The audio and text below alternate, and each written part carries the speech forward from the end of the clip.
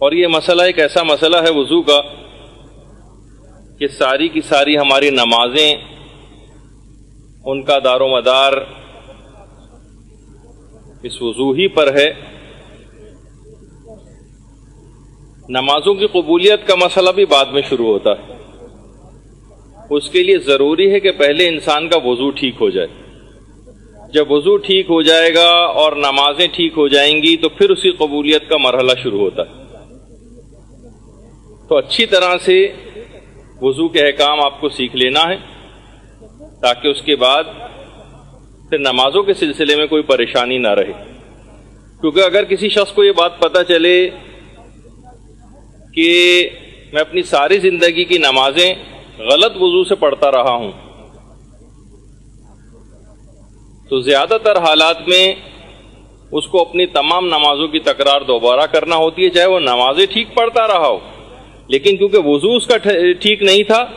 تو اس وضو کے باطل ہونے کی وجہ سے اس کی ساری نمازیں بھی باطل شمار ہوں گی، اور چاہے 50-60 سال تک ایسا پڑھتا رہا ہو تب بھی اس کو صحیح وضو کے ساتھ دوبارہ نمازیں پڑھنا ہوتی.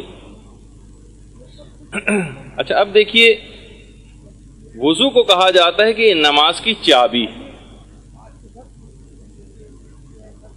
اور اس کے اتنے فائدے ہیں جس کی طرف لوگوں کی اتنی توجہ نہیں ہے. سب سے اہم بات یہ ہے کہ اس سے عمر بہت طویل ہو جاتی. بہت ساری باتیں ایسی ہیں جن سے عمر طویل ہوتی،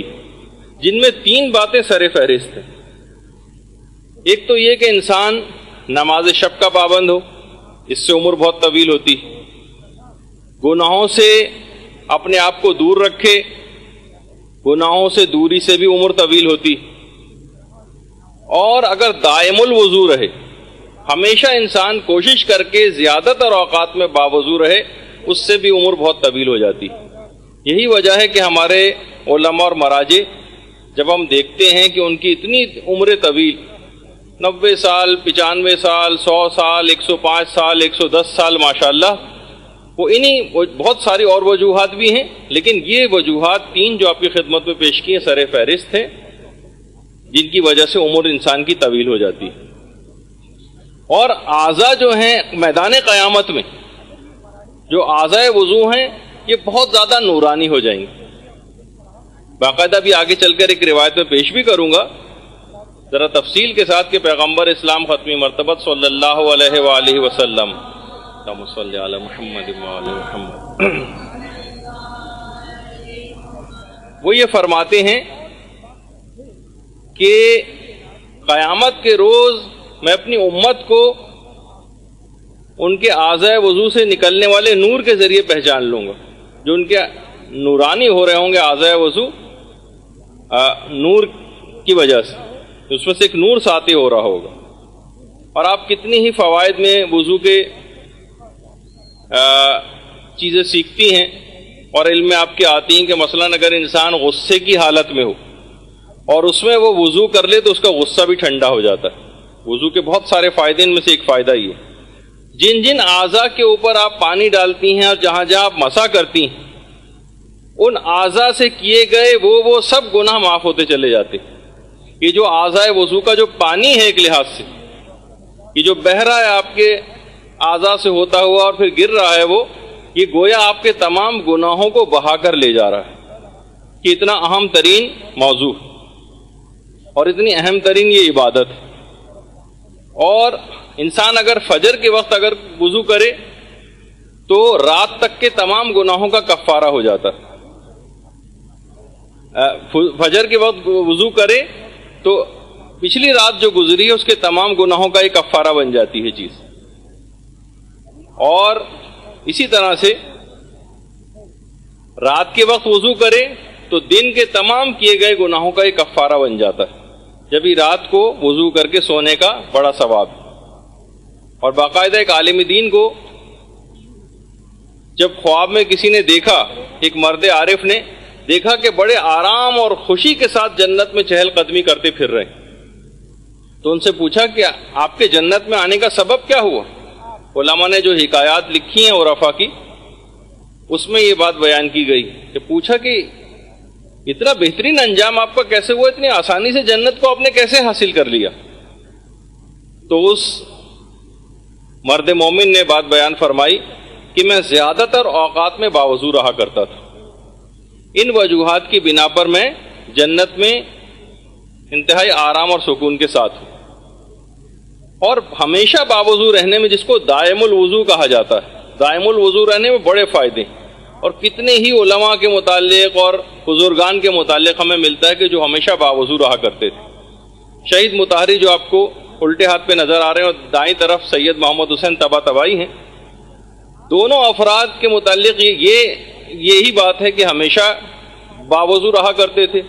خود شہید مطہری اپنے والد کے متعلق یہ بات بیان فرماتے ہیں کہ ہم نے کبھی بھی ان کو بغیر وضو کے نہیں دیکھا، یعنی کبھی بھی ایسا ہوتا تھا کہ اگر وضو ٹوٹ جاتا تھا تو ذرا سی بھی دیر نہیں لگاتے تھے اور فوراً وضو کر لیا کرتے تھے۔ تو ظاہر ہے کہ جب باپ کے اندر ایسی خصوصیات ہوں گی تو خود بخود اولاد کے اندر وہ چیزیں منتقل ہوں گی، اور پھر آپ نے دیکھا کہ شہید مطہری جیسا بیٹا ان کا پروردگار نے ان کو دیا، جام شہادت بھی نوش کی اور اسلام کی کتنی خدمت کی۔ تو بعض اوقات والدین کی اس طرح کی گئی نیکیاں وہ سب ان کی اولادوں میں ظاہر ہوتی۔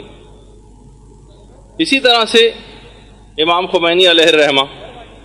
ہمیشہ کوشش کرتے تھے باوضو رہیں، حتیٰ کہ اگر کبھی سفر بھی میں جاتے تھے، ویران و بیابان جگہوں سے بھی گزرا کرتے تھے، تو کبھی ایسا نہیں ہوتا تھا کہ اپنے آپ کو بغیر، ورنہ سفر میں آدمی کو مشکلات ہوتی، وضو کہاں کرے، کہاں کرنے جائے، کیسے؟ تو ٹھیک ہے اگر وضو ٹوٹ گیا تو اپنا سفر انسان جاری رکھتا ہے، نہیں، دائم الوضو رہا کرتے تھے۔ تو ہمیشہ انسان کو بھی یہی کوشش کرنی چاہیے، اور وضو کے اندر بھی امام خمینی کوشش کرتے تھے، جو ان کی سیرت میں بھی ملتا ہے، کہ ایسا نہیں کہ لوگوں پہ ذرا سا بھی اپنی کوئی نیکی ہے اس کو شو کر رہے ہیں اور ایک کو بتا رہے ہیں، بلکہ جو نل تھا گھر میں جس پانی سے وضو کیا کرتے تھے، اکثر صبح کو اٹھتے تھے تو اس نل کے اوپر ایک کپڑا چڑھایا ہوا تھا تاکہ پانی گرنے کی آواز جو ہے وہ لوگوں کے کانوں تک نہ جائے اور لوگوں کو نہ پتہ چل جائے کہ وضو کر رہے ہیں۔ اس طرح سے کپڑا اس کے اوپر چڑھایا ہوا تھا کہ کوئی دوسرا بھی ڈسٹرب نہ ہو، یہ نہ ہو کہ ہم اٹھ گئے ہیں وضو کر رہے ہیں اور ہم نماز شب پڑھ رہے ہیں تو گویا بس اب پوری دنیا کو آج ہی سے سب نماز شب پڑھنا شروع کر دینی چاہیے اور ہر ایک کو حقارت کی نگاہ سے دیکھ رہے ہیں، ایسا نہیں۔ تو امام خمینی کی خصوصیت تھی، اور بار بار ایک چلو پانی لے کر اور نل کو بند کرتے تھے، ایک چلو پانی لے کے نل بند کرتے تھے۔ ہماری طرح سے نہیں کہ مثلا نل کھلا ہوا اور مستقل پانی بہ رہا اور اسراف ہو رہا ہے، جس پہ ابھی آگے چل کر گفتگو ہماری آئے گی۔ تو کوشش یہ کرنا چاہیے کہ ہمیشہ باوضو رہیں جتنے بھی زیادہ ممکن ہو سکے، اور سورہ قدر کی اگر تلاوت کر لی جائے دوران وضو تو روایات میں ملتا ہے کہ جس وقت وہ وضو کر کے ختم کرے گا تو بالکل ایسا ہی ہو جائے گا جسے ابھی ابھی پاک و پاکیزہ بطن مادر سے پیدا ہوا، تمام گناہوں سے پاک ہو جائے گا جو بھی دوران وضو سورہ قدر کی تلاوت کرے گا۔ کتنا ٹائم لگتا ہے؟ چند سیکنڈز لگتے ہیں، 1 منٹ کے اندر سورہ قدر پڑھ لی جائے گی، اگر اور اتنا عظیم ثواب دلوانے والی چیز جس کی طرف سے اتنا صرف نظر کیا جاتا ہے، اور سستی اور کاہلی میں ان ثوابوں کو، اتنے عظیم ثوابوں کو ہاتھ سے کھویا جاتا ہے۔ اور یہ بھی ہے کہ وضو میں کوشش کریں کہ مکمل خشوع و خضوع کے ساتھ وضو۔ یہ مرحوم آیت اللہ خوئی جس وقت وضو کر رہے تھے، جن کا بھی ویڈیو کلپ میں آپ کو دکھاؤں گا بھی، جس وقت وضو کو پریکٹیکلی دکھانا آپ کے سامنے جو پیش کریں گے ہم، تو اس کو پریکٹیکلی بھی دکھایا جائے کہ کس طرح سے جو علماء اور مراجع جو ہے وضو کر رہے ہیں، اور امام خمینی کا وضو آپ کو دکھائیں گے کہ ہاسپٹل میں انہوں نے کیسے وضو کیا تھا، ابھی آگے چل کر گفتگو میں آئے گا۔ تو ہمیشہ کوشش یہ کرنا چاہیے کہ وضو اگر ابھی ٹوٹا بھی نہ ہو تو وضو کی تجدید کر لی جائے۔ ایک ہوتا ہے وضو ٹوٹ گیا ہم دوبارہ کرنے جا رہے ہیں، اس کو وضو کی تجدید نہیں کہتے۔ ایک وضو بھی چل رہا ہو اور اس کے بعد ایک وضو اور کر لیا جائے، دل چاہ رہا ہے ثواب لینے کے لیے ایک وضو اور کر لیا جائے۔ تو یہ کہا جاتا ہے کہ اگر کوئی شخص وضو کی تجدید کرتا رہے تو خود بخود اس کے توبہ کی تجدید ہوتی رہتی، یعنی آپ کو الگ سے توبہ کرنے کی بھی ضرورت پیش نہیں آتی۔ یعنی اگر ایک وضو کے بعد دوبارہ وضو کرنا، یعنی اسی وضو کی تجدید کرنا، اتنا جب عظیم ثواب دلوانے والا بھی آگے چل کر میں آپ کی خدمت میں ذکر کروں گا، بہت سارے ثواب جو اس کے مستحبات بھی ہیں۔ اتنا عظیم جب ثواب دلواتے تو انسان کے دل میں ایک لالچ پیدا ہوتا ہے، تما پیدا ہوتی کہ میں بھی اس بلند مقام کو حاصل کروں اور زیادہ سے زیادہ زیادہ راہ کو اکٹھا کر کے لے کر جاؤں، کیونکہ ہمیشہ کی زندگی وہاں گزارنی ہے مجھے۔ تو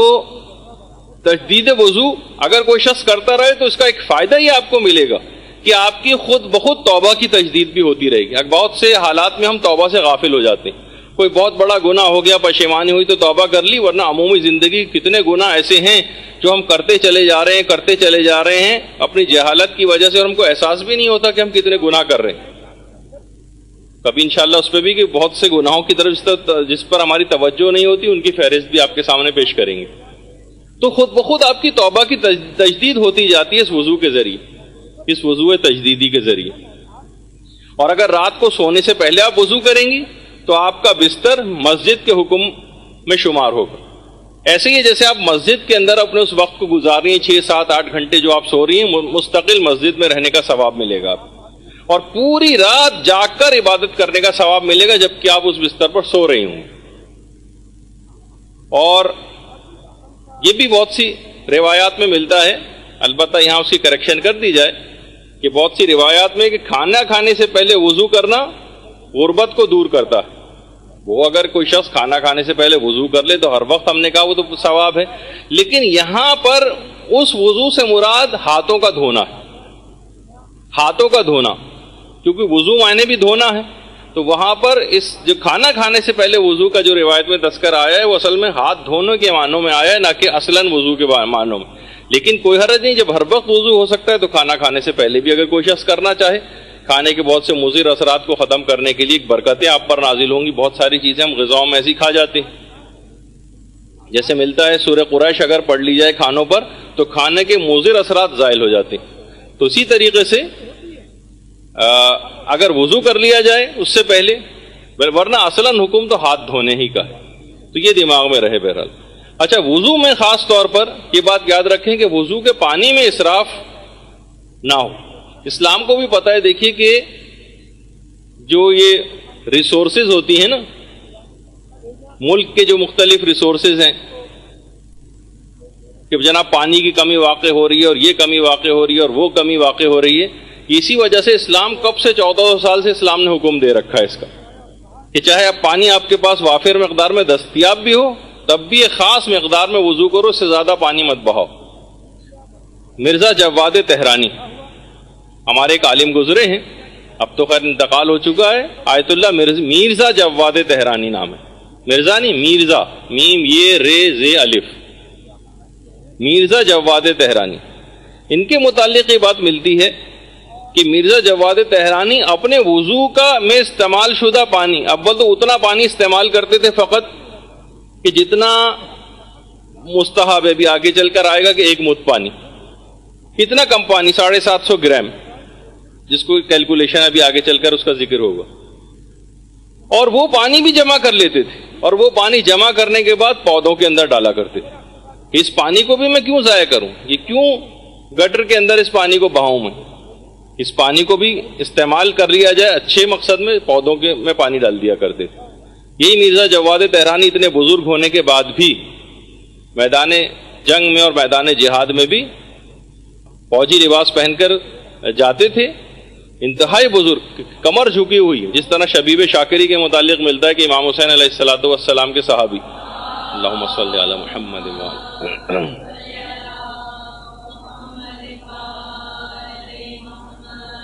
کہ کمر جھکی ہوئی تھی اور باقاعدہ کمر پہ کوئی تختہ لگا کر اور اپنی کمر کو اس سے کسی کپڑے سے باندھ کر اپنی کمر کو سیدھا کر کے اور پھر میدان جنگ میں گئے تھے، اور جا کر یزیدی فوج کو للکارا تھا، اور اپنے تمام زرہ اور جتنے بھی لباس ہے وہ بھی اتار کے پھینک دیے تھے کہ آؤ اور آ کر مجھ سے مقابلہ کرو۔ اور جب لوگوں نے کہا تھا شبیب کیا تم پاگل ہو گئے ہو، کہا ہاں میں امام حسین کی محبت میں پاگل ہو گیا ہوں۔ تو بہرحال اسی طرح سے ہمیں ایسے بزرگان دین بھی ملتے ہیں، آیت اللہ مرزا جواد تہرانی، اور جس وقت محاذ جنگ پر ہوتے تھے تو فوجیوں کو درس اخلاق بھی دیتے تھے، انہیں اپنی رہائش گاہ پر بھی دیتے تھے، اور خود وہاں پہ بھی ان کی ہمت افزائی کے لیے خود بھی جایا کرتے تھے۔ تہران میں مرزا جواد تہرانی کی قبر ہے۔ تو ایک بات آپ کو بتانے کے سلسلے میں یہی تھی سب کہ اس کا خاص طور پہ خیال رکھنا ہے کہ پانی جو ہے وہ ضائع نہ ہونے پائے. دیکھیے پانی ضائع کس وقت ہوتا ہے؟ پانی اس وقت ضائع ہوتا ہے جب انسان غیر ضروری طور پر شک و شبہات کا شکار رہے. یہ بات یاد رکھ لیجئے کہ اتنی اہم ترین عبادت کو ضائع کروانے کے لیے شیطان کی پوری خواہش ہوتی ہے کہ کسی طریقے سے آپ کی اس عبادت یا تو آپ کو کرنے ہی نہ دے، یا اگر آپ کرنے میں مشغول ہو گئے تو اس کے ثواب کو زائل کروا دے. باقاعدہ شیاطین نے ایک مخصوص شیطان مقرر کر رکھا ہے کہ جس کا نام ولہان ہے. ولہان ایک خاص شیطان کا نام ہے جو وضو میں وسوسے اور شک پیدا کرتا ہے. وسوسے اور شک، اور آپ کو ادھر شک ہوگا ادھر شک ہوگا. دیکھیے شک کی جو بیماری یہ بڑی عجیب و غریب بیماری ہے. امام خمینی نے بڑی اچھی اس کی ایک پہچان بتائی کہ آپ ایک تو ایک محتاط پسند، وہ تو ایک اچھی بات، لیکن جو وسواسی انسان ہو جاتا ہے اور شکی مزاج بن جاتا ہے، امام خمینی نے بڑا اچھا فرمایا کہ شیطان ہمیشہ آپ کو وضو میں، نماز میں، نجاست و طہارت کے اندر شک ڈلوائے گا، لیکن کبھی بھی آپ کو خمس وغیرہ کے احکام میں شک نہیں ہوتا کہ میں نے اس کا خمس دیا یا نہیں دیا. شک ہو رہا ہے چلو میں دوبارہ دے دیتی ہوں. اس مکان یا پلاٹ پہ میں نے خمس ادا کیا یا نہیں کیا، شک پیدا ہو جائے آپ دوبارہ خمس نکال دیں کئی لاکھ روپے. کبھی بھی شیطان یہ نہیں ہونے دے گا، اس میں کبھی شک نہیں آئے گا. آپ حج پتہ نہیں میں نے صحیح کیا تھا یا نہیں کیا تھا، چلو اس سال پھر حج پہ چلتی ہوں 3 لاکھ روپے خرچ کر کے، اس میں شیطان کبھی شک نہیں ڈالے گا. یہ ڈالے گا اسی طرح کی چیزوں میں، نجاست و طہارت میں، وضو میں، کہ آپ کو تنگ کرنے کے لیے. نمازوں کے اندر یہ اس کی خاص پہچان. جب انسان محتاط پسند ہے تو پھر پیسوں کے معاملے بھی محتاط ہونا چاہیے، بار بار نکالنا چاہیے اس کو، لیکن نہیں، پیسوں میں نہیں نکالے گا آپ، کیونکہ اس کو پتہ ہے یہ پیسہ پھر ان مقاصد کے اندر استعمال ہوگا. خمس دوبارہ نکالا پھر وہ جائے گا تبلیغات میں استعمال ہوگا. حج دوبارہ کرنے جائے گا، حج کا پیسہ وہ تمام ثواب و فائدے آپ کو دلوائے گا. وہ کبھی بھی یہ نہیں چاہے گا کہ آپ دوبارہ حج کر کے اپنے سارے گناہوں کو معاف کروائیں. ہاں اس قسم کی چکر بازیاں ڈال کے وضو وغیرہ کے اندر یہ آپ کو، اور خاص طور پہ یہ ولہان کب آپ کو تنگ کرے گا، یہ اس وقت ہے، روایت میں ملتا ہے کہ ولہان اس وقت شک و شبہات ڈالتا ہے جب وضو کرنے سے پہلے آپ نام خدا لینا بھول جائیں، بسم اللہ الرحمن الرحیم کہے بغیر وضو شروع کر دیں. یہ اس وقت شک و شبہات ڈالتا ہے، اس کو شہ مل جاتی ہے اور یہ پھر لوگوں کو اس انداز سے بہکاتا ہے. تو اور یہاں تک روایت میں یہ بات بھی ملتی ہے کہ وضو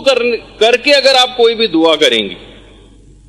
تو اس کی دعا کی قبولیت کے امکانات بہت زیادہ بڑھ جاتے ہیں. وضو کر کے دعا کرنا، روایت میں ملتا ہے کہ اگر کوئی شخص وضو کر کے دعا نہ کرے بلکہ ایسی دعا شروع کر دے اور دعا پوری نہ ہو تو وہ اپنے آپ کو ملامت کرے، کسی اور کو ملامت نہ کرے، پروردگار سے پھر شکایت نہ کرے کہ میں نے دعا کی تھی کیوں قبول نہیں کی. یعنی وضو کر کے دعا کرنا اس کی اثر پذیری ایک عجیب و غریب ہے دعاؤں کی قبولیت میں. تو ہم بہت ساری چیزیں ایسی ہیں جس سے انسان بھول جاتا ہے، اس کی طرف توجہ نہیں ہوتی. تو وضو کر کے اگر دعا کریں گے، نارمل دعا بھی اگر آپ کو کرنی ہے، جب یہ نماز کے بعد تعقیبات میں باوضو انسان ہوتا ہی اس وقت دعا کرے تو قبولیت کے زیادہ امکانات ہوتے ہیں. اچھا،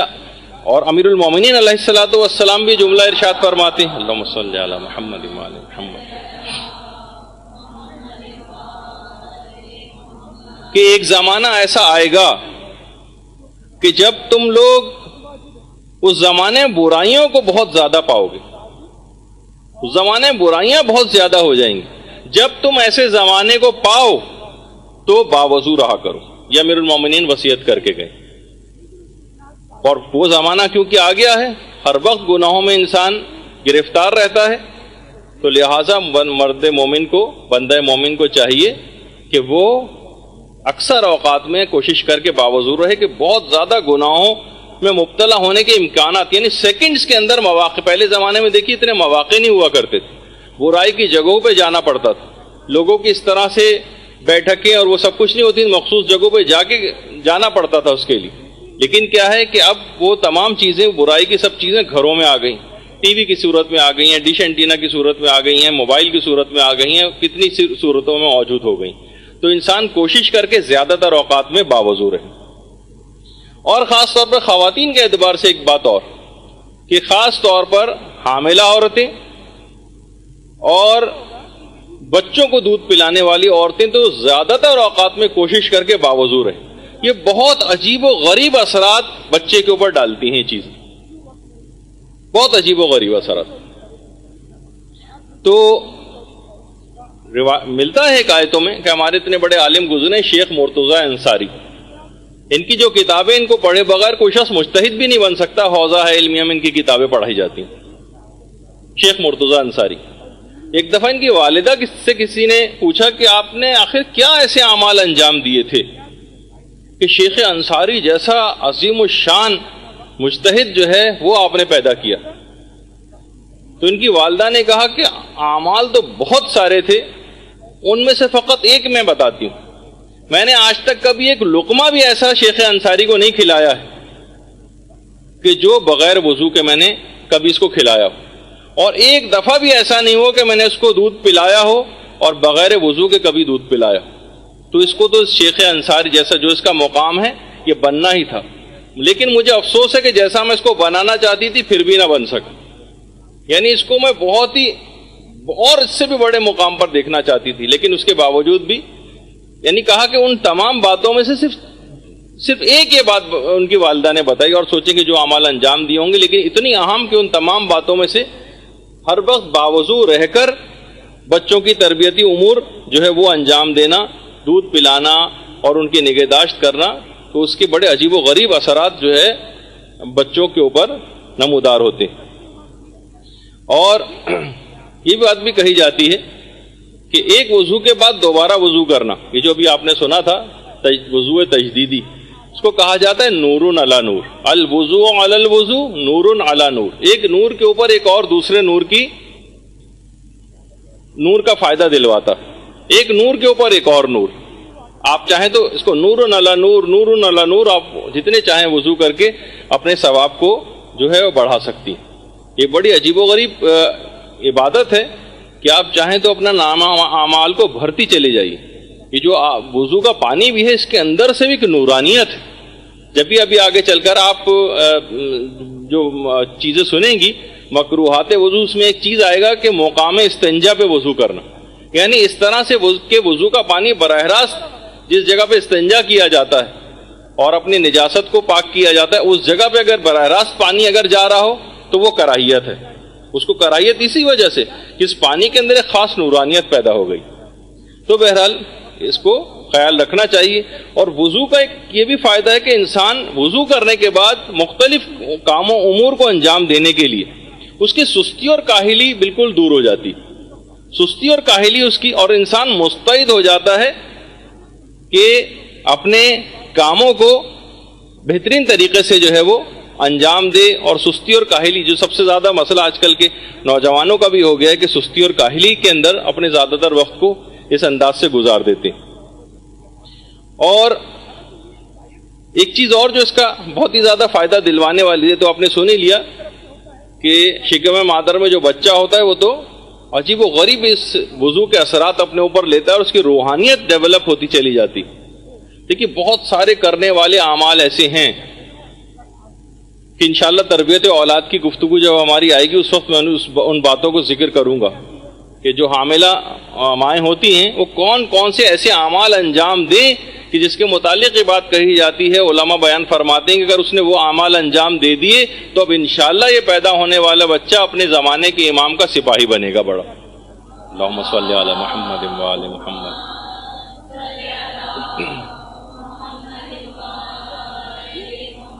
ان تمام مستحبات کو انجام دینا. بہت سارے صاحبان ایمان کہتے ہیں جو باقاعدہ دین کے اوپر اس انداز سے عمل کرتے ہیں. یعنی ایسا نہیں کہ فقط زبانی کلامی حد تک یا بس سنی سنائی باتوں کی حد تک ہم پرانے لوگوں کے بس حکایتیں اور قصے ہی سنتے رہیں کہ اچھا وہ ایسا کرتے تھے. آج کل بھی کتنے ایسے افراد ہیں جو یہ بات بیان کرتے ہیں کہ ہمارے ایک صاحب بیان کر رہے تھے کہ بہت ان کے کئی بچے تھے. وہ کہہ رہے تھے کہ جن بچوں میں ہم نے اس بات کا اہتمام کیا، بہت سے بچوں میں تو غفلت ہو گئی یا ایکسیڈنٹلی وہ پلاننگ کے بغیر ہو گئے، تو اس میں جن میں ہم نے ان باتوں کا اور مستحبات کا خیال رکھا تھا ان بچوں میں اور ان بچوں میں زمین و آسمان کا فرق ہو گیا تربیت میں کہ جن میں ہم نے ان باتوں کا خیال نہیں رکھا. تو بعض اوقات یہ بہت اس کی ابتدا بچوں کی تربیت کے حوالے سے بہت پہلے سے شروع ہو جاتی. تو اس کے جو عام جسمانی بھی جو فائدے ہیں، وضو کرنے کا کوئی فقط چند ایک روحانی فائدے نہیں، جسمانی فائدے بھی کہا جاتا ہے کہ باقاعدہ سائنٹیفک ریسرچ ہوئی ہے کہ نمازی مسلمان جتنے بھی ہوتے ہیں کبھی بھی ان کو اسکن کا کینسر تقریباً نہ ہونے کے برابر بلکہ دیکھنے میں نہیں آتا، کیونکہ وضو کا پانی جب بار بار ان کے جسم پر لگتا ہے اور اس طرح سے صفائی ہوتی رہتی ہے، جو زیادہ تر اوقات میں باوضو رہتے ہوں ان میں اسکن کا کینسر دیکھنے میں نہیں آتا۔ تو بہرحال دیکھیے آپ نے کہ بہت ساری فائدے ہیں، کیونکہ بار بار اس طرح سے اگر کھال ان کی نرم رہے پانی لگنے سے، اور وضو کا پانی تو سورج کی جو شعاعیں جو کہ کینسر وغیرہ جو ہے وہ پروڈیوس کرتی ہیں، جو ہارمفل ریز ہوتی ہیں، وہ پھر اس کے اوپر اس انداز سے اثر انداز نہیں ہو سکتی انسان کی اسکن پہ۔ اور باقاعدہ American college of family physicians جو ہے،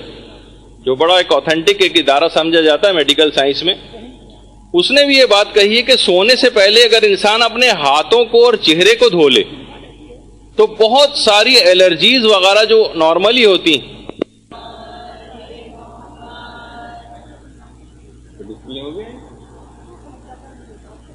تو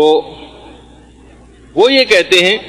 کہ اگر سونے سے پہلے انسان باوضو ہو جائے، اپنی وہ تو یہ نہیں کہتے، اگر سونے سے پہلے انسان اپنے ہاتھوں کو اور چہرے کو دھو لے پانی سے تو بہت ساری الرجیز، مثلا استھما اور جو اور مختلف الرجیز ہوتی ہیں اس سے انسان بچ سکتا ہے۔ اور یہی اسلام کا حکم بھی ہے، سونے سے پہلے اپنے آپ کو باوضو رکھنا، یہ اسلام نے 1400 سال سے اس کا حکم دے رکھا ہے۔ تو بس یہ کہ ہم پریکٹس نہیں کرتے، ورنہ جسمانی فائدے بھی اس کے بہت زیادہ ہیں۔ اچھا، اسی طرح سے خود پیغمبر اسلام بہت زیادہ تاکید کرتے تھے، اللہم صلی علی محمد و آل محمد، بہت زیادہ تاکید کرتے تھے کہ انسان سونے سے پہلے ضرور وضو کر لے۔ اور کتنے ہی اور فائدے بھی ہیں۔ ایک تو یہ کہ ہائی بلڈ پریشر کے جو مریض ہیں وہ بھی، اگر بہت سے ڈاکٹر حضرات نے تو اس کا تجربہ بھی کیا ہے اور کہا کہ ہم نے ہائی بلڈ پریشر کے مریضوں کو جو ہمارے پاس آتے ہیں ان کا پہلے بلڈ پریشر چیک کیا اور اس کے بعد ان کو وضو کروایا، اور اس کے بعد کچھ دیر بعد ہم نے بلڈ پریشر چیک کیا تو ان کا بلڈ پریشر کم ہو گیا۔ تو یہ خود اگر انسان بار بار وضو کرتا رہے تو اس کا مطلب بھی کہ اپنے بلڈ پریشر کو بھی، یعنی جسمانی بہت ساری بیماریوں کو بھی کنٹرول میں رکھ سکتا۔ اسی طرح سے بہت سارے نفسیاتی امراض ایسے ہوتے ہیں، بہت سارے ڈپریشن کے مثلا مریض اس طرح کے ہوتے ہیں۔ باقاعدہ مغربی جرمنی میں ایک تجربہ کیا گیا تھا اور 2 گروپس بنائے گئے تھے پیشنٹس کے کہ جن کو ڈپریشن وغیرہ کا مرض تھا، تو اور اس کے بعد ان مریضوں کو، ان 2 گروپس میں سے ایک گروپ کو، دونوں بالکل ایک ہی طرح کی بیماریاں کا شکار تھے، 2 گروپ بنا دیے، اور ایک گروپ میں کو انہوں نے بار بار چہرہ اور ہاتھ دھونے کو کہا، دن میں زیادہ تر اوقات میں کہا کہ تم بار بار اپنے چہرے کو دھو اور ہاتھوں کو دھو۔ تو ان کے اندر چند ماہ بعد ہی ڈپریشن کا مرض بہت زیادہ کم ہو گیا بنسبت اس گروپ کے جس کو انہوں نے یہ پانی والی تھراپی نہیں کی۔ تو کتنی ایسی چیزیں ہیں کہ آپ دیکھیں کہ کتنی یہ چیزیں فائدہ دلوانے والی ہیں۔ بہت سے لوگ جو بہت زیادہ ڈپریشن، یاسیت اور اس کا شکار ہوتے ہوں، آپ ان سے کہیں کہ وہ وضو کرنے کی عادت ڈالیں، زیادہ تر اوقات میں پھر آپ دیکھیں گے کہ انشاءاللہ کس طرح سے ان کا مرض جو ہے وہ دور ہوتا ہے۔ بہت سی بیماریاں ایسی ہوتی ہیں جو نفسیاتی امراض جو بہت زیادہ ہو جاتے ہیں، پاگل پنے کی حد تک سائیکوسس وغیرہ کے جو مریض جو ہو جاتے ہیں بعض اوقات، تو یہ اس سے بھی انسان کو بچا لیتا ہے اس مرحلے تک جانے تک۔ پھر وہ کہا جاتا ہے نا، ہمارے ECT ایک جو ایک ٹیکنیک کہلاتی ہے، جو کرنٹ وغیرہ لگایا جاتا ہے بہت سے ایسے مریضوں کو، جس سے ان کو کافی ریلیف ملتا ہے، اس کے بعد ان کا ڈپریشن بھی کم ہو جاتا ہے، جو اور نفسیاتی امراض ہیں ان کے اندر بھی کافی افاقہ ہو جاتا ہے۔ یہ البتہ اس طرح تو نہیں ہوتا، اس کے اندر یعنی کنٹرولڈ، اس کے اندر لو وولٹیج کا کرنٹ جو ہے وہ لگاتے ہیں، تو اس کے بعد مریض کو کافی دنوں تک کے لیے آرام مل جاتا ہے۔ تو بعض اوقات اس ٹریٹمنٹ کی طرف جانے کی نوبت بھی نہیں آتی۔ اور ایک شخص تھا جو فلپائن میں گیا تھا، کہ میں واقعہ پڑھ رہا تھا،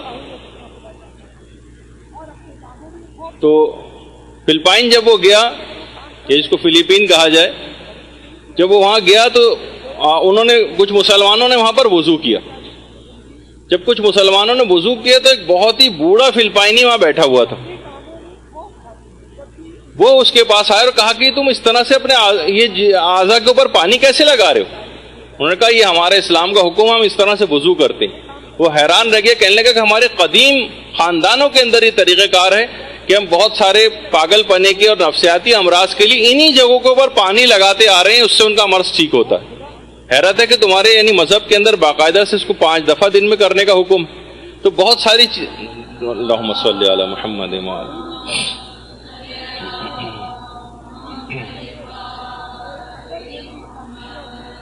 تو بہرحال یہ تمام چیزیں ایسی ہیں کہ میں وہی آپ سے بار بار کہہ رہا ہوں کہ اسلام جو ہے وہ عمل کرنے کے لیے، یعنی ایسا نہیں ہے کہ بس یہ کتابوں کے حد تک ہم بہت ساری چیزیں پڑھ لیں، ہم اس کو جب تک اس کے اثرات کو مشاہدہ نہیں کریں گے، اپنے اس پہ عمل نہیں کریں گے، جب تک کیسے ہمیں چیزیں اس کی جو ہے اسلام کی جو ہے وہ لوگوں کے اوپر آشکار ہوں گے۔ اور دائم الوضو رہنا کا ایک فائدہ یہ بھی ہمیشہ کہ یہ انسان کے تمام غم و ہم کو دور کر دیتا ہے۔ یہی ابھی جیسے کہ آپ کا ڈپریشن کو جو غم آپ کے اندر پائے جاتے ہیں، بہت سی چیزوں پہ جھنجھلاہٹ ہوتی ہے، بہت سی ہماری زندگی میں ناہمواریاں ہوتی ہیں، وہ سب کی سب انسان کا جو دماغ کے اوپر جو اثر انداز ہوتی ہیں اس کو وضو کنٹرول کر لیتا ہے۔ اور ایک اور بات کہ صرف یہی نہیں، ظلم سے بھی انسان کو نجات دلاتا ہے۔ ظلم سے آج کل مظالم کتنے زیادہ بڑھتے چلے جا رہے ہیں، کتنے زیادہ ظلم ہوتے جا رہے ہیں۔ آپ آج کل بھی نظر آتا ہے ہمیں کہ لوگوں کو پینے کا پانی دستیاب نہیں، کہیں زمین پہ بھی پانی پڑا ہوا نظر آئے تو وہ بھی اتنی زیادہ بہت سارے اسلامی ملکوں کے اندر یہ صورتحال۔ تو بہرحال یہ سب چیزیں ایسی ہیں، لیکن ظلم جو ہے وہ بڑھتے چلے جا رہے ہیں۔ اور ظلم کا ایک یہ بھی ہے کہ جب ظلم اس انداز سے، جیسے کہ کتنے ہی ہمارے اس کے اوپر مظالم بڑھتے چلے جا رہے ہیں، بحرین کے اندر دیکھیں کیسے مظالم ہو رہے ہیں، دوسرے ممالک کی افواج آ کر، اور کتنا ظلم و بربریت کا بازار جو ہے وہ گرم کر رکھا ہے، اور کھلم کھلا غنڈہ گردی اور دہشت گردی کا بازار تقریباً ہر جگہ پر جاری ہے۔ تمام مسلمانی اسلامی ملکوں کے اندر ہم یہی نظر میں، بلکہ کمزور قومیں کہیں پر بھی ہیں، چاہے ان کا اسلام سے بھی تعلق نہیں، ان کے بھی حقوق کس طرح سے پائمال کیے جا رہے ہیں۔ تو بہرحال ایک عالم کو جب یہ بات پتہ چلی کہ ظالم کے ہرکارے انہیں گرفتار کرنے کے لیے آ رہے ہیں، تو وہ انہوں نے بھی پیغام ایک لحاظ سے دیا کہ جس شخص نے آ کر کہا تھا کہ جو بادشاہ ہے وہ آپ کو قتل کرنے کا پورا ارادہ کر چکا ہے، انہوں نے کہا اچھا، میں بھی وضو کر کے ابھی تیاری کرتا ہوں۔ بادشاہ کو جب اطلاع ملی کہ وہ وضو کر کے تیاری کر رہے ہیں کسی طرح کی، بادشاہ ڈر گیا اور اپنے ان تمام قاتلوں جو بھیجے ہوئے تھے ان کو قتل کرنے کے لیے انہیں واپس بلا لیا۔ تو ظلم سے بھی انسان کو باوضو اگر ہم رہیں زیادہ تر حالات میں، تو بہت سے ظالموں کا بھی ہم پر ہو سکتا ہے کہ اس انداز سے وہ اثر انداز نہ ہو سکتے، اور ایک حصار سا ظالموں کے خلاف جو ہے وہ ایک ابھر کے آ جاتا ہے۔ مصر کے بادشاہ نے جب حضرت سارہ کو طلب کیا تھا، حضرت ابراہیم کی زوجہ کو، مصر کے بادشاہ نے حضرت سارہ کو، یہ حضرت سارہ علیہ السلام کی قبر مبارک ہے، حضرت ابراہیم کی زوجہ، اللہم صلی علی محمد وآل محمد۔ یروشلم سے 20 کلومیٹر شمال مغربی حصے میں ہیبرن کے نام سے جو جگہ ہے، جس کو عربی میں الخلیل کہا جاتا ہے اسرائیل میں، وہاں پر حضرت سارہ کی قبر۔ تو حضرت سارہ کو جب مصر کے بادشاہ نے طلب کیا تو آپ اسی وقت وضو کر کے نماز کے لیے کھڑی ہو گئی، روایت میں ملتا۔ اور اس وضو کر کے یعنی وضو اور نماز سے سارہ نے مدد لی، اور اس وضو کر کے نماز پڑھنے کے نتیجے میں روایت میں ملتا ہے کہ اس بدکردار بادشاہ کو زمین نے حکم خدا سے پکڑ لیا، اور اس ظالم کو اسی وقت سزا ہو گئی۔ تو بہرحال آپ نے دیکھا کہ حضرت سارہ کا اس انداز سے وضو کر کے وضو اور نماز سے مدد لینا یہ ثابت ہے روایتوں میں۔ تو ہم پہ بھی کوئی مصیبت نازل ہو جائے، اور مصیبتیں نازل ہو ہی رہی ہیں مستقل، تو ایسے حالات میں زیادہ تر اوقات میں باوضو رہنا یہ ظالموں کی شر سے بھی انسان کو بچاتا ہے۔ تو یہ دماغ میں یہ بات رہے، اور سب مومنین کی حفاظت کی نیت سے بھی آپ، ظاہر ہے ہر کوئی آدمی بر وقت باوضو نہیں رہے گا، لیکن جن کو بھی توفیق ملی ہے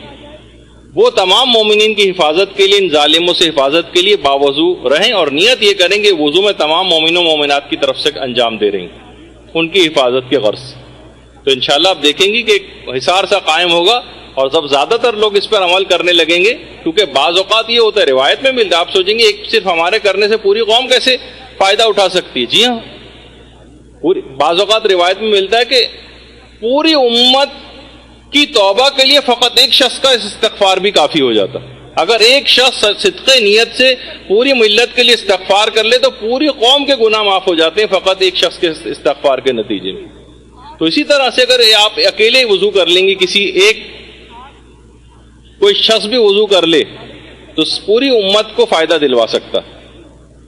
اور روایت میں ملتا ہے باقاعدہ حضرت بلال حبشی، یہ حضرت بلال حبشی کی قبر ہے دمشق میں. درود بھیجیے محمد والے.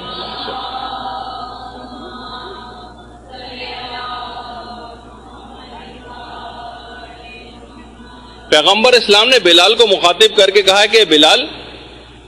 تم کون سا ایسا عمل انجام دیتے ہو کہ جب بھی میں جنت میں داخل ہوتا ہوں تو تمہارے قدموں کی آہٹ میں جنت میں پاتا ہوں. دیکھیے جملے روایت کے پیغمبر کی. کہا کہ یا رسول اللہ، میں 2 اعمال ایسے انجام دیتا ہوں، ہو سکتا ہے اس کی بنا پر ایسا ہوتا ہو. ایک تو جب بھی میں اذان کہتا ہوں اس کے فوراً بعد 2 رکعت نماز پڑھ ہی لیتا ہوں، اور دوسرا یہ کہ جب بھی کبھی میرا وضو ٹوٹ جاتا ہے میں فوراً دوسرا وضو کر لیتا ہوں. تو پیغمبر اسلام نے فرمایا تمہیں یہ مقام اور یہ انعام انہی 2 باتوں کی وجہ سے عطا ہوا. تو آپ نے دیکھا کہ جس چیز کو ہم ایسا معمولی سا سمجھ رہے ہیں وہ کتنے عظیم ثواب کو دلواتی.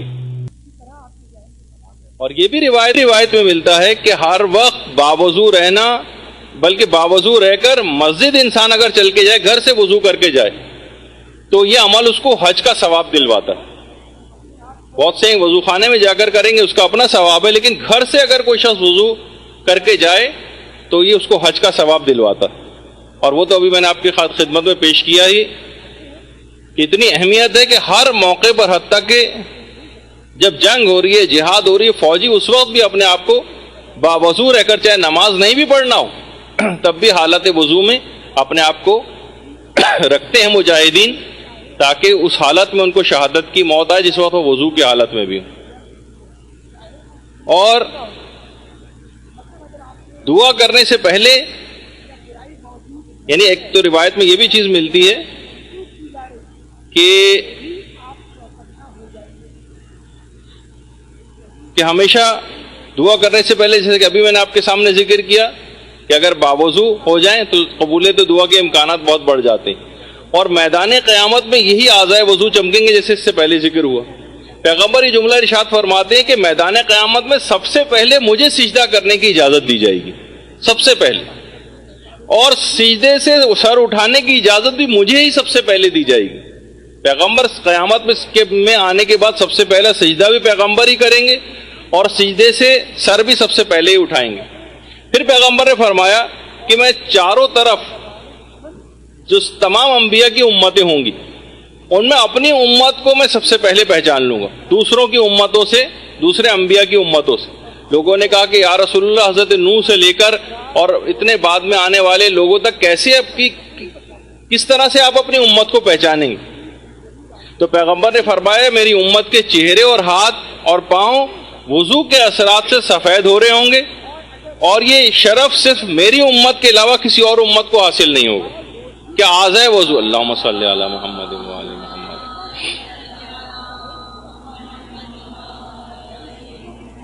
تو علماء یہاں پہ یہ بات لکھنے کے بعد، اس حدیث کو لکھنے کے بعد فرماتے ہیں کہ اس کے معنی یہ ہیں کہ ہر نیکی زندہ ہے، اور مرنے سے بھی نیکیوں کے اثرات ختم نہیں ہو جاتے،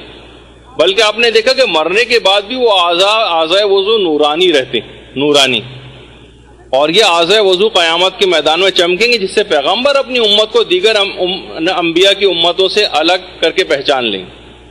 اور 2 باتیں اس میں اور بھی تھیں، پیغمبر نے فرمائیں کہ جن کی وجوہات سے وہ اپنی امت کو پہچانیں گے، لیکن فی الحال وہ ہمارے موضوع سے خارج ہیں جو ابھی فی الحال بیان نہیں کرنا ہے.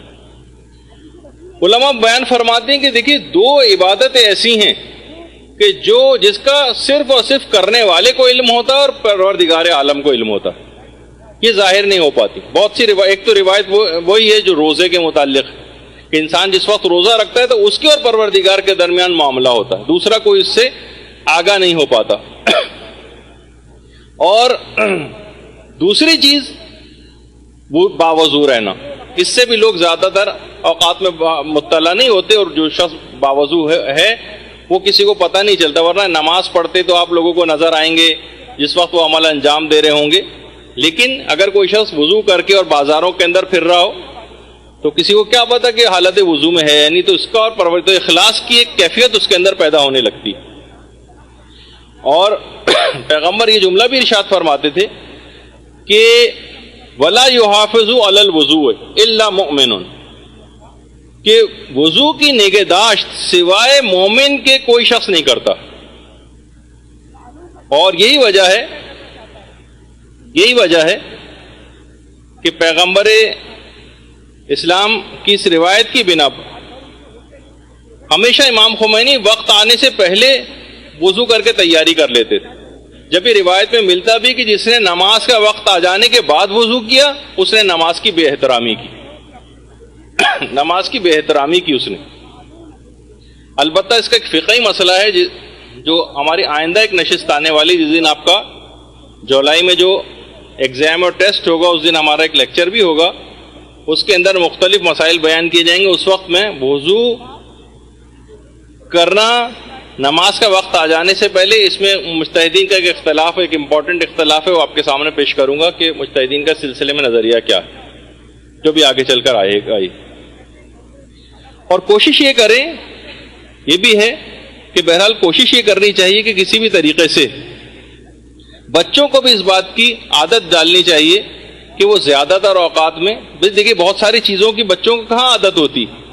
رات کو دیر سے بھی سوتے ہیں, آپ ان کو صبح اسکول کے لیے اٹھاتی ہیں, مختلف چیزوں کی بچے تیاری کرتے ہیں, بہت سی چیزیں بچے شروع میں نہیں کرتے لیکن بعد میں آہستہ آہستہ ان کو عادت ہو جاتی.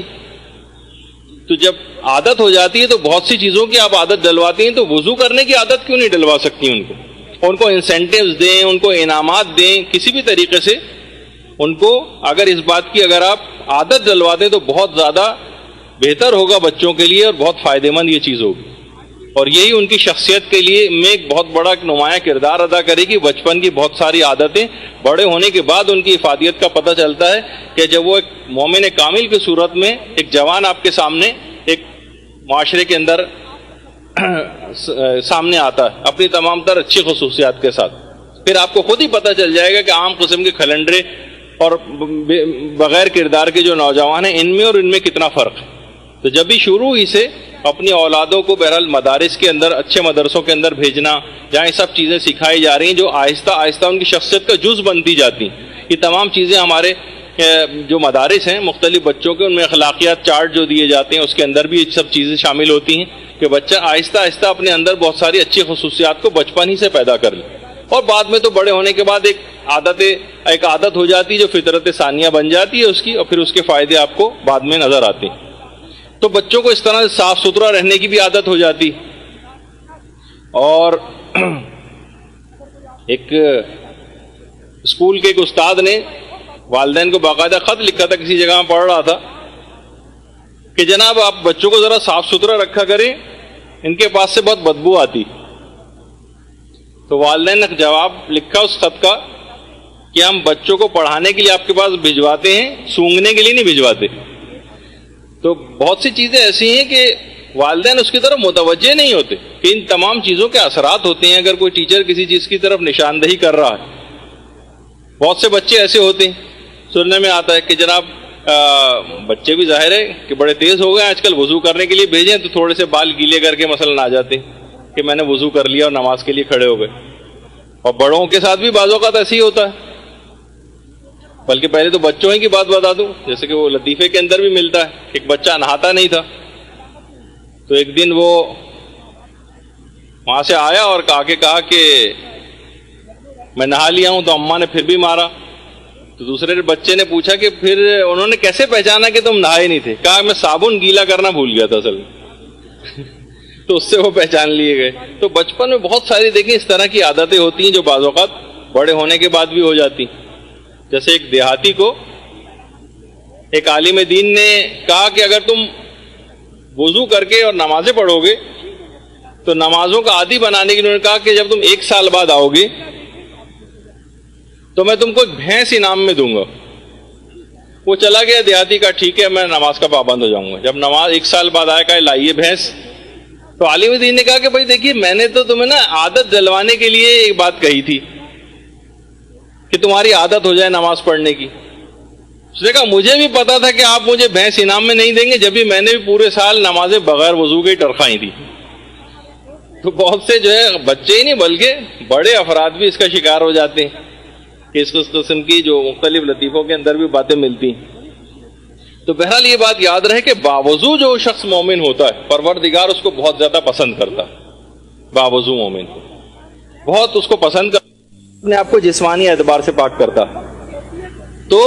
یہ 2 مستقل الگ عبادتیں ان کو قرار دیا گیا. پروردگار ورنہ ایک ہی کے اندر دونوں کا ذکر کر سکتا تھا, لیکن 2 الگ الگ الفاظ توابین اور متطہرین. اس کا مطلب یہ کہ یہ مستقل 2 الگ عبادتیں کہ صاف ستھرا رہنا, باوضو رہنا. تو جس طرح انسان توبہ کر کے روحانی اعتبار سے پاک ہوتا ہے, اسی طریقے سے جسمانی پاکیزگی کا اہتمام وہ بھی جو ہے وہ ضروری ہو جاتا ہے. تو یہ جیسے میں نے کہا کہ جو آپ وضو کر رہی ہوتی تو وضو اعضائے وضو جو پانی بہ رہا ہوتا ہے باقاعدہ آپ کے گناہ ہیں جو بہتے چلے جاتے ہیں. بہت سے عرفا نے اپنی آنکھوں سے اس بہتے ہوئے پانی کے اندر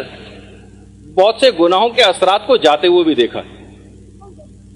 یعنی نظر آ رہے ہوتے ہیں ان کو وہ اثرات اس پانی کے اندر بہتے ہوئے کہ اچھا یہ دیکھیے فلاں فلاں گناہ جو ہے بہ کے اور ختم ہوتے چلے جا رہے ہیں.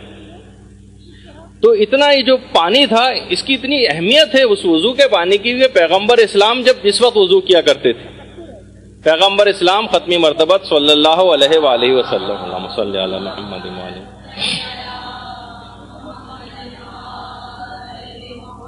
جس وقت وضو کرتے تھے تو صحابہ کرام جو پیغمبر کے مخلص صحابہ تھے وضو کا پانی جمع کر لیا کرتے تھے بطور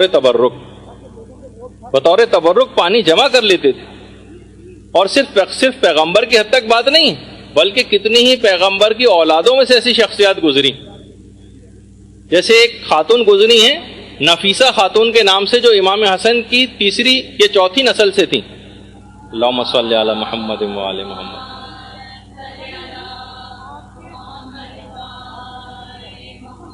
نفیسہ خاتون 145 ہجری میں ان کی پیدائش ہوئی ہے اور مصر میں ان کا مزار ہے جہاں پہ لوگ ان کی زیارت کو جاتے ہیں. ایسی خاتون تھیں کہ ہمیشہ ایک تو دائم الوضو رہا کرتی تھیں ہر وقت, اور ان کے وضو کا پانی لوگ تبرکن لے کر جاتے تھے. ایک یہودی, اور ان کے معجزات بہت زیادہ ہیں, کبھی موقع ملا تو انشاءاللہ بتاؤں گا نفیسہ خاتون کے. پہلے تو یہ بات بتا دی جائے کہ نفیسہ خاتون وہ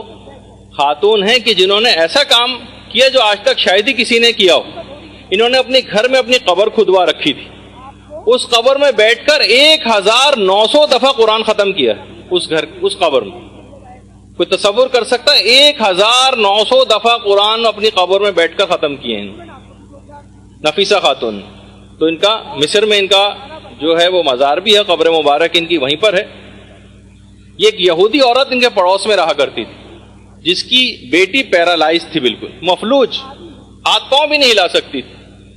جب ان کی بڑی تعریف سنی نفیسہ خاتون کی تو وہ یہودی عورت آئی اور ان کے وضو کا پانی جمع کر کے لے گئی اور اپنی اس مفلوج بیٹی کے ہاتھ پاؤں پہ لگایا. ان کی بیٹی اسی وقت اٹھ کر بیٹھ گئی نفیسہ خاتون کے وضو کے پانی کی وجہ سے. اللہم صلی علی محمد وآل محمد.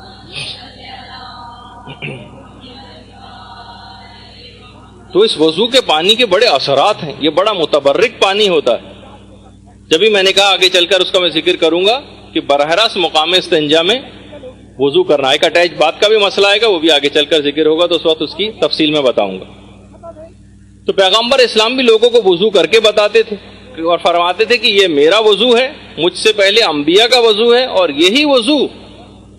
حضرت ابراہیم کا وضو بھی. حضرت ابراہیم کا اور حضرت سارہ کا وضو کر کے نماز پڑھنا یہ روایت سے ثابت ہے, یعنی ان کے زمانے میں بھی اس طرح سے وضو وغیرہ ہوا کرتا تھا, روایات میں آیا. وضو کر کے جتنی بھی دعائیں مانگی جاتی ہیں, ظاہر ہے انسان نمازیں جو پڑھتا ہے وہ حالت وضو میں انجام دیتا ہے, اور نمازوں کے قنوتوں میں خاص طور پر جو دعائیں مانگی جاتی ہیں وہ بھی قبول ہو جاتی ہیں. ایک تو اس کا یہ بہت فائدہ ہے. اور اس طرح کی صورتحال ہوتی تھی کہ اتنی عظیم عبادت ہے وضو انجام دینا جس کو ہم سرسری اور روا روی میں پڑھتے انجام دیتے چلے جاتے ہیں. بس گئے, نل کھولا, پانی مختلف اعضاء پہ ڈالا, نکل آئے, جبکہ ائمہ علیہم السلام کی ایسی حالت ہو جاتی تھی کہ زرد پڑ جاتے تھے. چوتھے امام کے متعلق ملتا ہے اللہم صلی علی محمد وآل محمد.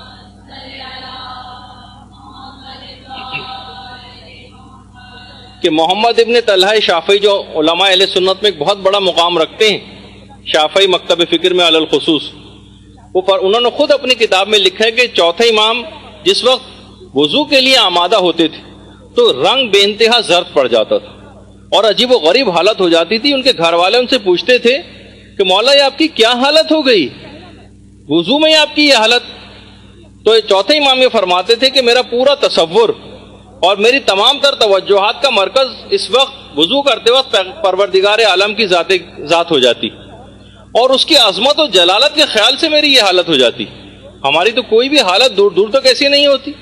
یعنی اس وجہ سے ایک بہت بڑا فائدہ بھی آگے چل کر بھی میں اس سے پہلے بھی ذکر کر چکا ہوں کہ اگر کوئی مکمل خشوع و خضوع سے پروردگار کی طرف متوجہ ہوتے ہوئے وضو کو انجام دے تو اس کا یہ عمل اس بات کا لازمہ بن جائے گا کہ یہ نمازیں بھی اپنے خشوع و خضوع کے ساتھ انجام دے گا. یعنی آپ کا وضو میں خشوع و خضوع کرنا اس بات کا لازمہ بن جاتا ہے کہ آپ کی نمازیں بھی خشوع و خضوع کے ساتھ ادا ہوں گی, یا آپ نے پہلے سے اس کا انتظام کر لیا تھا جس وقت. یعنی نماز میں خشوع کا اہتمام وضو کے ذریعے کرنا یہ خود ایک عمل ہے جو ہمارے چوتھے امام کی سیرت سے بھی جو ہے وہ ملتا ہے. اور باقاعدہ وضو کے سلسلے میں ثواب وضو کے نام سے پوری کتاب ہے, چھوٹا سا کتابچہ, بلکہ مدرسے نے اس کو شائع کیا, عباس عزیزی کی کتاب ہے, وہ آپ ضرور لیجئے. بے انتہا آپ کو واقعی وضو کی اہمیت کا احساس ہو جائے گا کہ وضو کیا چیز ہے جس کو ہم بہت سرسری اور روا روی میں انجام دیتے ہیں. بہت مختصر سی کتاب ہے ثواب وضو, عباس عزیزی کی, نیچے آپ ریسیپشن سے جا کر لے سکتی ہیں. بہترین کتاب ہے, مختصر ترین ہدیے کے ساتھ جو دستیاب ہے. اچھا, کوشش آپ یہ کریں کہ گھروں میں جس وقت آپ کھانے پکاتی ہیں اس کو بھی باوضو ہو کر اگر کھانا پکایا جائے تو بے انتہا فائدہ, بے انتہا. کتنے ایسے علاقے ایسے ہیں کہ مجھے کچھ صاحبان ایمان عورتوں نے بھی یہ بات بتائی ہے جو مختلف ممالک میں رہتی ہیں, افریقہ وغیرہ میں, کہ ہم اپنے جو تبرکات ہیں یہ بھی غیر لوگوں سے نہیں پکواتے جو مجالس کے جو تبرک ہوتے ہیں, بلکہ اپنے ایسے افراد, اور ان کو ہم نے ہدایت کر رکھی کہ جس وقت یہ آپ تبرک بنائیں اس وقت باوضو ہو کر آپ یہ جو ہے اس تبرک کو پکائیں, کیونکہ یہ مومنین کے جسموں میں جاتا ہے اور اس کے عجیب و غریب چیزوں کے اثرات ہوتے ہیں کھانے پینے کے. تو باوضو ہو کر کھانا بنانا. دیکھیے وہی شیخ مرتضیٰ انصاری کی والدہ نے جو بات کہی تھی کہ میں نے آج تک ایک لقمہ بھی ایسا بچوں کو نہیں کھلایا ہے اپنے کہ جو بغیر وضو کے انجام دیا ہو. تو آپ بھی کوشش کریں کہ باوضو ہو کر کھانا وانا پکانا, یہ گھر میں اگر اس کا اہتمام کر لیں تو بہت سارے مسئلے مسائل جو گھروں کے اندر پیدا ہو گئے آپ دیکھیں گے کچھ عرصے میں ویسے ہی رفع ہو جائیں گے. یہ جو اثرات ایسی یہ چیزیں تمام چیزیں ڈالتی ہیں.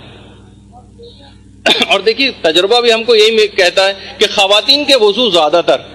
ہم نے یہ دیکھا ہے کہ خواتین وضو کے معاملے میں زیادہ لاپرواہی کا شکار ہیں اور زیادہ تر خواتین کے وضو باطل ہوتے ہیں بہت سارے مسائل کا خیال نہ رکھنے کی وجہ سے. ایک تو وہی میک اپ وغیرہ کی بہت ساری چیزیں ہیں جن کی وجہ سے پتہ چلا اعضاء وضو تک پانی نہیں پہنچ رہا ہے. وضو کی غلطیاں باقاعدہ جو یہاں سے ایک ہماری سینئر موسٹ کلاس ہے اس نے ایک سیمینار بھی کیا تھا علاقے کی عورتوں کو جمع کر کے اور ان کے وضو ٹھیک کروائے تھے. 3 4 5 خواتین نے اس کی صلاحیت جو ہے پیدا کی اور اس کے بعد ایک باقاعدہ ایک سیمینار ٹائپ کا ایک روزہ سیمینار جس میں علاقے کی خواتین کو اس سیمینار کے ذریعے بلایا اور جمع کیا, پریکٹیکل وضو بھی ان کو سکھایا. ایک ہی دن میں 3 4 گھنٹے کا پروگرام تھا. وہ خواتین اپنا وضو ٹھیک کر کے چلی گئیں اور اس کے بعد آگے بھی سلسلہ جاری رہنا چاہیے تاکہ ظاہر ہے کہ بس وہ تو نہیں کہ اس میں بھی چند سو خواتین علاقے سے آ گئیں اور ان کا وضو ٹھیک ہو گیا اور ہمیشہ کے لیے ان کی نمازوں کا مسئلہ جو صحیح ہو گیا. تو خواتین کے جب چیک بھی کیا گیا تو خواتین کے وضو میں بہت زیادہ غلطیاں نکلی, بہت زیادہ غلطیاں, حالانکہ اتنی مختصر ترین عبادت ہے اور واجبات تو دیکھیں وہی 3 4 ہیں, کوئی ایسا مسئلہ نہیں, پھر بھی اتنی غلطیاں. اسی طرح سے مثلا نامحرم کے سامنے جب آگے چل کے میں اس کا ذکر کروں گا کہ عورتیں زیارات پہ جاتی ہیں, حج و عمرے پہ جاتی ہیں, بہت سارے ایسی جگہ آتی ہیں کہ جہاں پر ان کو اپنا وضو کرنا ان پر ساقط بھی ہوتا ہے, تیمم ان کی ذمہ داری ہوتی, لیکن کیا وہاں پر نامحرموں کے سامنے مثلا اپنے ہاتھوں کو کھول رہی ہیں وضو کے لیے، اپنے سر کو کھول رہی ہیں، اپنے پاؤں کو کھول رہی ہیں کہ جن کو چھپانا واجب ہے، اور وضو کے اندر بہت ساری غلطیاں اس انداز سے کرتی چلی جاتی ہیں، جبکہ نامحرم ان کو دیکھ رہے ہوتے ہیں۔ چھپ کے خواتین کو اس انداز سے اپنے پردے کی حفاظت کے ساتھ کرنا چاہیے، اور اس کا فقہی حکم اپنے مقام پر میں بیان کروں گا کہ اگر نامحرم کوئی سامنے موجود ہو تو بہت سارے ایسے حالات سفر میں درپیش ہو جاتے ہیں کہ جس میں مشکل ہو جاتا ہے کہ کہاں سے ہم مثلا واش رومز وغیرہ سب بھر گئے ہیں، افراد اس کے اندر ہیں، اور بس چلنے والی ہے، اور وضو کا نماز کا وقت بھی نکلا جا رہا ہے، آگے کہیں بس رکے گی بھی نہیں، اب وضو تو نہیں کر سکتے، اب پھر تیمم اس موقع پہ کیا جائے گا، تو اس کا بھی خیال رکھنا پڑتا ہے۔ اسی طرح ہم دیکھتے ہیں کہ مساجد کے جو وضو خانے، بہت سے دیندار افراد تو گھروں سے وضو کر کے آتے ہیں، کیونکہ وضو خانے میں جب جاتے ہیں تو اتنی غلطیاں دیکھنے میں آتی کہ کس کو امر بالمعروف اور نہی عن المنکر کریں، بعض اوقات تو بڑی پریشانی ہو جاتی ہے، لوگ چڑھنے لگتے ہیں، ہنگامہ آرائی ہونے لگتی ہے، اب کیا کریں؟ تو وہ پریفر اس بات کو کرتے ہیں کہ کون اس چکر میں پڑے، گھر سے وضو کر کے جاؤ۔ مساجد کے جو وضو خانے، تو جیسے کہ میں نے کہا کہ ہم لوگ پہلے ہی مرحلے پر اٹک کے رہ گئے، نمازوں کی اور وضو اور تمام عبادات کی قبولیت کا مرحلہ بعد میں آئے گا، پہلے وہ چیز صحیح تو ہو جائے۔ پتہ چلا وضو ہی صحیح نہیں ہے تو نمازیں بھی جو ہے وہ ساری کی ساری غلط ہو رہی، اور بہت سے اہم ترین کام جو ہیں ان کے لیے وضو کر کے جانا ان تمام کاموں میں آپ کو فائدہ دلوا دے گا، کامیابی ہو جائے گی۔ مثلا امتحان آپ دینے جا رہی ہیں، وضو کر کے جائیں، گھر سے مدرسے آپ آ رہی ہیں، وضو کر کے آئیں، لڑکی کے رشتے کے لیے جا رہے ہیں مثلا، وضو کر کے جائیں۔ یہ تمام چیزوں کاموں میں کامیابی کے لیے وضو کرنا یہ بہت اہم ترین چیز ہے۔ کسی جگہ کوئی جاب کے لیے انٹرویو دینے جا رہے ہیں، گھبرا رہا ہے دل کافی، پتہ نہیں ہمارا یہاں پہ ہو نہ ہو، وضو کر کے جائیں، آپ کو کامیابی ملے گی انشاءاللہ۔ اسی طرح سے کوئی بڑی بزنس کی میٹنگ ہے، ڈیل ہونے والی ہے، کوئی کسی سے کاروباری کوئی ایگریمنٹ کرنے جا رہے ہیں، کوئی چیز وضو کر کے جائیں، انشاءاللہ اس میں کامیابی ہوگی۔